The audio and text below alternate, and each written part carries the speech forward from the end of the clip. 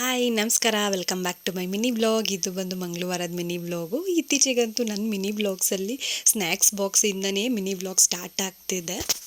Snacks ಬಾಕ್ಸಿಗೆ ಒಂದು omelette, ಒಂದು ಮ್ಯಾಂಗೋ ಮತ್ತು 2 ಲಡ್ಡುನ ಹಾಕಿ ಕಳಿಸ್ತಿದ್ದೀನಿ. ಆಮ್ಲೆಟ್ಟಿಗೆ ಕ್ಯಾರೆಟು, ಈರುಳ್ಳಿ ಎಲ್ಲ ಹಾಕಿದ್ದೆ. ಸೊ ಇನ್ನೂ ಪ್ರೋಟೀನ್ ಜಾಸ್ತಿ ಆಗುತ್ತೆ ಅಂತೇಳಿ. ಮತ್ತು ಇಲ್ಲಿ ತಿನ್ನೋಕ್ಕೆ ಸ್ವಲ್ಪ ಬಟಾಣಿ ಬೇಯಿಸಿಟ್ಟಿದ್ದೆ, ಅದನ್ನು ಇಲ್ಲೇ ತಿನ್ನಿಸ್ತಿದ್ದೆ. ಮತ್ತು ಇವತ್ತು ಡಾಕ್ಟರ್ಸ್ ಡೇ ಇತ್ತು ಅಂತ ಹೇಳಿ ಅವನಿಗೆ ವೈಟ್ ಡ್ರೆಸ್ಸಲ್ಲಿ ಕಳ್ಸೋಕ್ಕೆ ಹೇಳಿದರು. ವೈಟ್ ಟಿ ಶರ್ಟು, ಬ್ಲೂ ಜೀನ್ಸಲ್ಲಿ ಅದನ್ನೇ ಹಾಕಿ ಕಳಿಸ್ತಾ ಇದ್ದೀನಿ.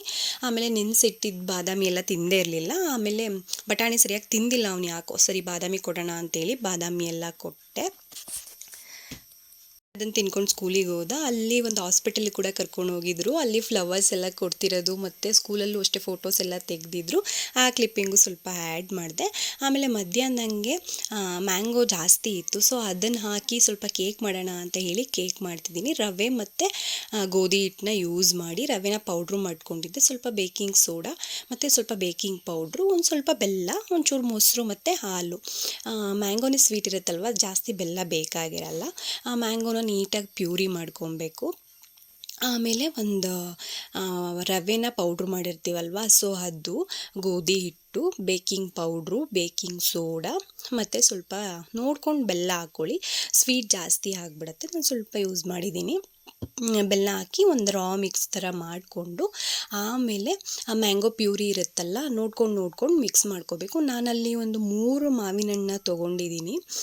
ಜಾಸ್ತಿ ಇತ್ತು, ಸೊ ಅಮ್ಮ ಊರಿಂದ ತಂದಿದ್ರಲ್ವ, ಸುಮ್ಮನೆ ಹಣ್ಣಾಗಿ ನೋಡ್ಕೊಳ್ಳಿಲ್ಲ ಅಂದರೆ ಕೊಳ್ತೋಗ್ಬಿಡುತ್ತೆ ಅಂತೇಳಿ 3ನ್ನ ಯೂಸ್ ಮಾಡ್ತಿದ್ದೀನಿ. ನೋಡ್ಕೊಂಡು ಮಿಕ್ಸ್ ಮಾಡ್ಕೋಬೇಕು ಹಾಕ್ಕೊಂಡು ಪ್ಯೂರಿನ. ಅದು ಕೇಕ್ ಬ್ಯಾಟರು ಸ್ವಲ್ಪ ಗಟ್ಟಿಗೆ ಇರುತ್ತೆ. ಇದು ಫುಲ್ಲು ಸ್ವಲ್ಪ ತೆಳುಗೇನು ಬರಲ್ಲ, ದೋಸೆ ಹಿಟ್ಟು ಥರ. ಆಮೇಲೆ ಇಲ್ಲಿ 2 ಸ್ಪೂನ್ ಮೊಸರು ಮತ್ತು ಒಂದು ಸ್ವಲ್ಪ ಹಾಲು, ಇಷ್ಟನ್ನು ಹಾಕಿ ನೀಟಾಗಿ ಮಿಕ್ಸ್ ಮಾಡ್ಕೊತಿದ್ದೀನಿ. ಮೊಸರು ಸಾಕು 2 ಸ್ಪೂನು. ಹಾಲು ಬೇಕಿದ್ದರೆ ಕನ್ಸಿಸ್ಟೆನ್ಸಿ ನೋಡಿಕೊಂಡು ಹಾಲು ಹಾಕ್ಕೊಂಡು ಮಿಕ್ಸ್ ಮಾಡ್ಕೊಳ್ಳಿ. ಆಮೇಲೆ ಒಂದು ಪಾತ್ರೆಗೆ ಸ್ವಲ್ಪ ಎಣ್ಣೆ ಹಾಕಿ ಗೋಧಿ ಹಿಟ್ಟನ್ನು ಹಾಕಿ ಈ ಥರ ಕೋಟಿಂಗ್ನ ಬೇಸ್ ರೆಡಿ ಮಾಡ್ಕೊತಿದ್ದೀನಿ. ಇಲ್ಲಾಂದರೆ ಕೇಕ್ ಫುಲ್ಲು ಪಾತ್ರೆಗೆ ಅಂಟು ಬಿಡುತ್ತೆ ಅಂತ ಹೇಳಿ.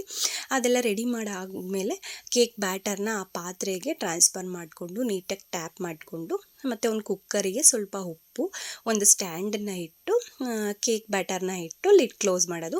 ರಬ್ಬರು ಮತ್ತು ವಿಷಲ್ ಹಾಕೋಂಗಿಲ್ಲ, ಫುಲ್ ಸಿಮ್ಮಲ್ಲೇ ಒಂದು 40 to 45 ಮಿನಿಟ್ಸು ಬೇಯಿಸಿದ್ರೆ ಕೇಕ್ ರೆಡಿ ಆಗಿಬಿಡುತ್ತೆ.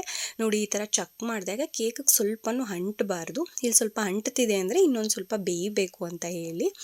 ಆಮೇಲೆ ನನ್ನ ಮಗ ವಾಕಿಂಗ್ ಹೋಗಬೇಕು ಅಂತ ಹಠ ಮಾಡ್ತಿದ್ದ. ಸರಿ ಅಂತೇಳಿ ಅವನನ್ನು ಕರ್ಕೊಂಡು ಒಂದು ರೌಂಡು ವಾಕ್ ಹೋಗಿ ಬಂದ್ವಿ. ಇವತ್ತಿನ ಮಿನಿ ವ್ಲಾಗ್ ಇಷ್ಟೇ. Thank you for watching. ಮತ್ತೆ ಸಿಗುವ. ಬಾಯ್.